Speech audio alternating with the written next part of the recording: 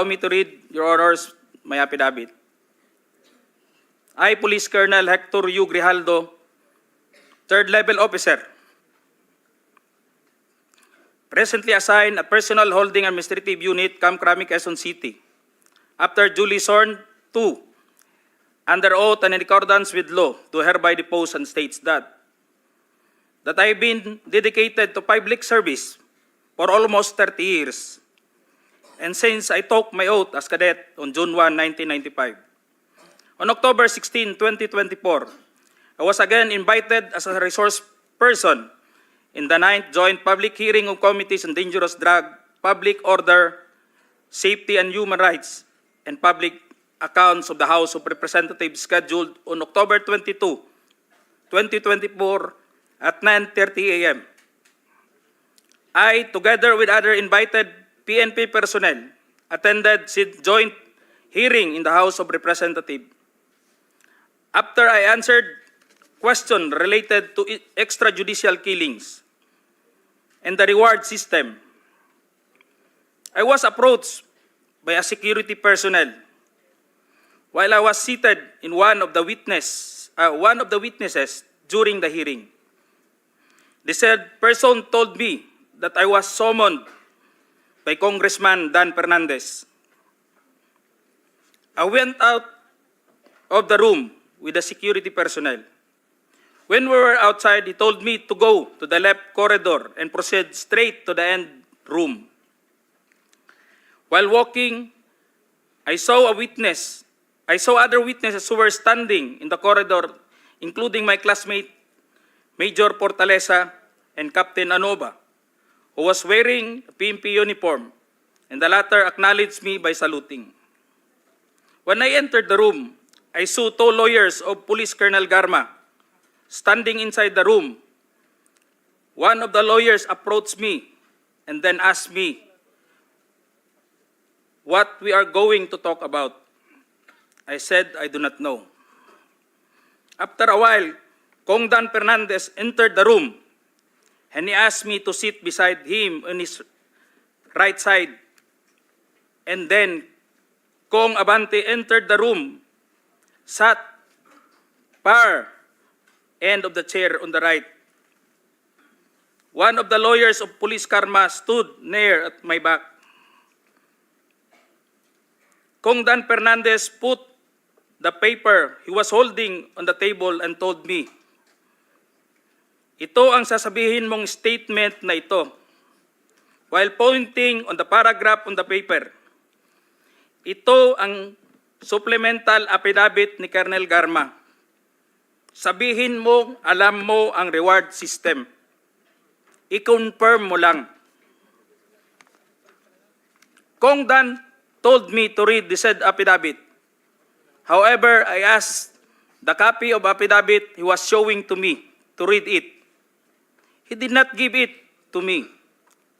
The lawyer of Police Colonel Garma said, ikaw lang ang pwedeng magsabi niyan, sabi ni Colonel Garma. I was puzzled and I asked myself, why me? I respectfully told him that I cannot confirm. They are saying as I have not read the affidavit. We went silent for a while. And then Kong Dan Fernandez said, while holding the affidavit, saan ka pwede? Dito, noong 1999, about DDS, alam mo to, pulis ka na sa Davao nito. I politely told him that I was not still with the PNP because I was working with the Bureau of Jail Management and Penology in 1999 that time. After some time, Kong Abante asked me how many years do still I have with the PNP. I answered, I still have 4 years before my retirement. Then he made a remark, pwede ka pang maging general. I humbly responded to him, masaya na ako sa ranggo ko, sir. Pagkatapos nito, sir, uuwi na lang ako. At magtatanim na lang ako ng kamote sa amin. The cordial conversation between us continued, and I felt that they wanted me to convince me to do what they wanted me to do. Then Kong Abante asked me where I serve as a chief of police, to which I answered, Mandaluyong City Police Station, sir. Kong Abante then persuaded me by saying, ikaw naman, Colonel, ganito na lang, alangan namang walang insidente o pangyayari sa panahon na yon.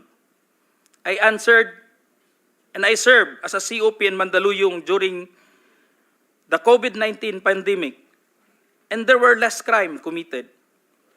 And we did not receive any reward from anyone. I added that we only received funds, additional MOA or support fund from the Peace and Order Fund of the LGU. I then respectfully told Kong Dan Fernandez that anybody can debunk my statement if I confirm the testimony of Colonel Garma about the DDS in 1999, since I was not a member of PNP at the time. And I have no personal knowledge as to the reward system. Additionally, I said, the work of the policeman are noble and requires great sacrifice, even without the reward or award. It is our moral obligation and a call of duty to serve our country and people. Then Kong Dan asked me, si Colonel Garma, anong masabi mo sa kanya sa Barayuga? I politely told him I cannot comment on the case. When I respectfully answered him, Sir, mahirap yan. Kasama kami sa nag-iimbestiga at hindi ko alam kung anong kinalaman niya at may investigasyon din sa amin, baka ma-incriminate ako, sir. After the discussion, they did not give me a copy of the second affidavit of Police Colonel Garma. I felt that I disappointed them. Kong Dan Fernandez and Kong Abante left the room, while I and the two lawyers of Police Colonel Garma stayed in the room for a while. I presume that they are about to present the second affidavit of Police Colonel Garma. I asked the two lawyers of Police Colonel Garma why they have chosen me. They did not answer me and just stared at me. And that I went back to the hearing room.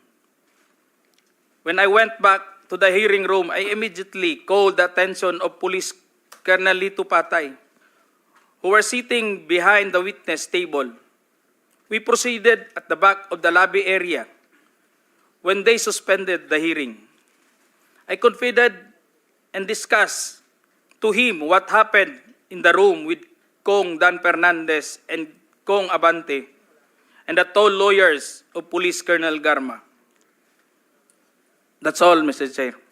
Thank you, Colonel Grijaldo. What motivated you to speak before this committee?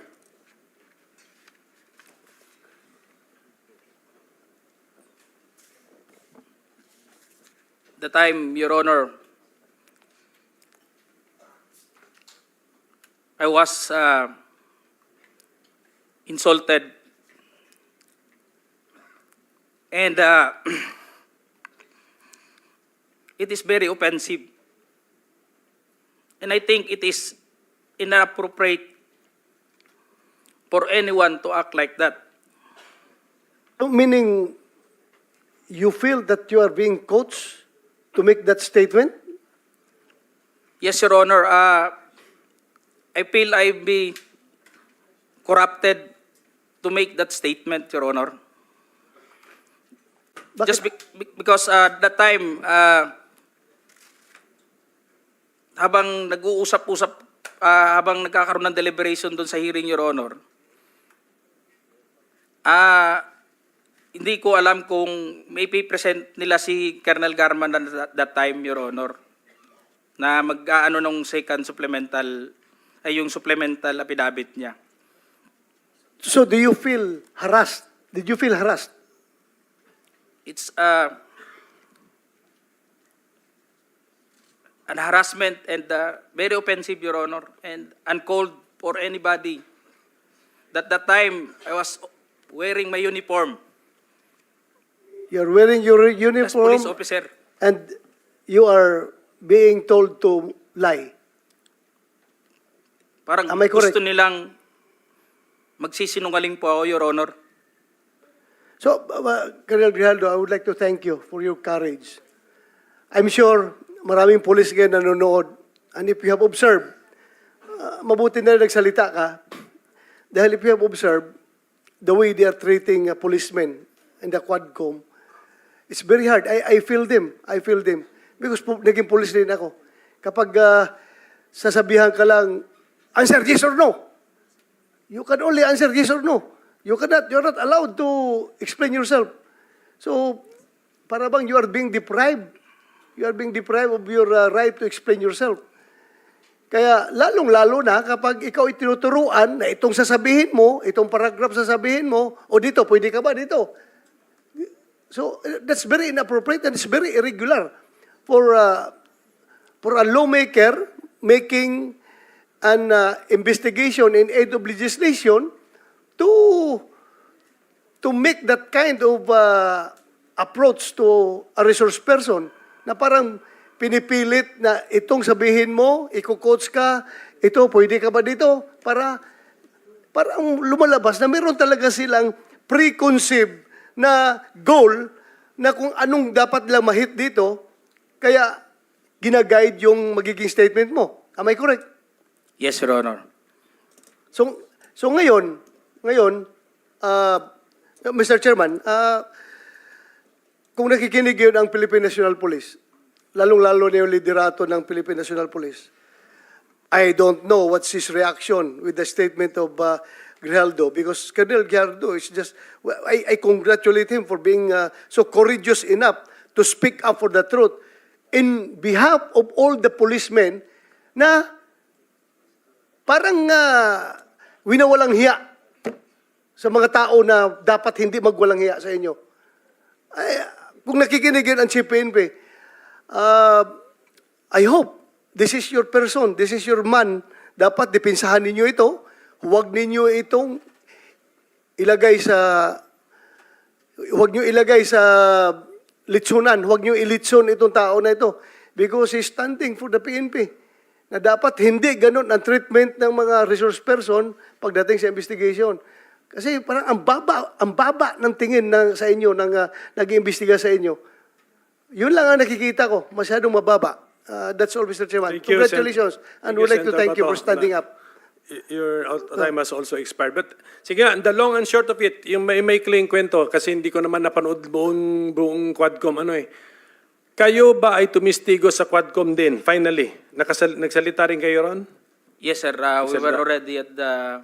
Nag-affidavit ka doon? Nagsabit ka Wala po kaming Wala ka in-affidavit. We're just So, ilang speaking tanong lang from ang the sinagot mo questions. doon? Ilang tanong? Tungkol saan? Anong The topic? last time that I was asked by Congressman Paduano, it's all about the operation sa Oron, Your Honor. Oron? Sa Oron, One yes, particular operation? Yeah. Sa first appearance mo? Second appearance mo? Anong Your topic? Honor, the first appearance on September 27, it's all about about EGK that time, Your Honor. Sige, basta wala kang affidavit, so makikita No, Your na Honor. natin. Okay, so my colleagues, the President is getting tired. So kung meron tayong questions for the address to the former President, tanungin na lang natin. Sir, okay ka lang, sir? Sir, I'm good until 4 o'clock. Yeah, I know. No, 5 na, sir. 5 na. totoo, sir. 4 a.m. 4 a.m. He's referring to 4 Hindi ako a.m. nagpapatawa. Yes, I know that, Mr. President. Mr. Chairman, Okay, so- just to clarify, and I hope I didn't miss anything. When Colonel Grijaldo made mention about him being asked to lie and being asked to be influenced by a legislator. He is by himself, Mr. President. Can you answer the There's question? no one in the room who can Witness. actually... Sino daw naka-witness ng exchange Is na there yon? anyone, sir? At present the time, the two lawyers of Colonel Garma, they were on the right side of at the back that time, Your Honor, because it was discussed in the table on this place, and it was shown to them also. It can be seen by the two lawyers, because we are only 5 in the room, Your Honor. And seen and heard Yes, Your Honor. the words that you uttered a while ago. Just because one of the lawyer reacted when I refused to confirm the statement, because the holdings of this paper, Your Honor, like this, it was on the second page, and I've seen some notes or names, and my name was indicated in that statement. So when I rejected, or I don't want to say rejected, parang nag-explain na ako na hindi ko kayang i-confirm yung statement na yun. And what was the Sabi niya, reaction again? kaya- The reaction of the lawyer said, Hindi na rin sila umimik, Your Honor. Kasi yun lang naman gusto nila na mag-collaborate do sa statement na pinabit ni Colonel Garma. thank you, Mr. Okay, Chair. so can we now entertain questions directed to the former president? Ano, sir? You're right. Wait a minute. Yes, There's sir. Mr. President raising his hand. Yes, sir. Thank you for giving me the time.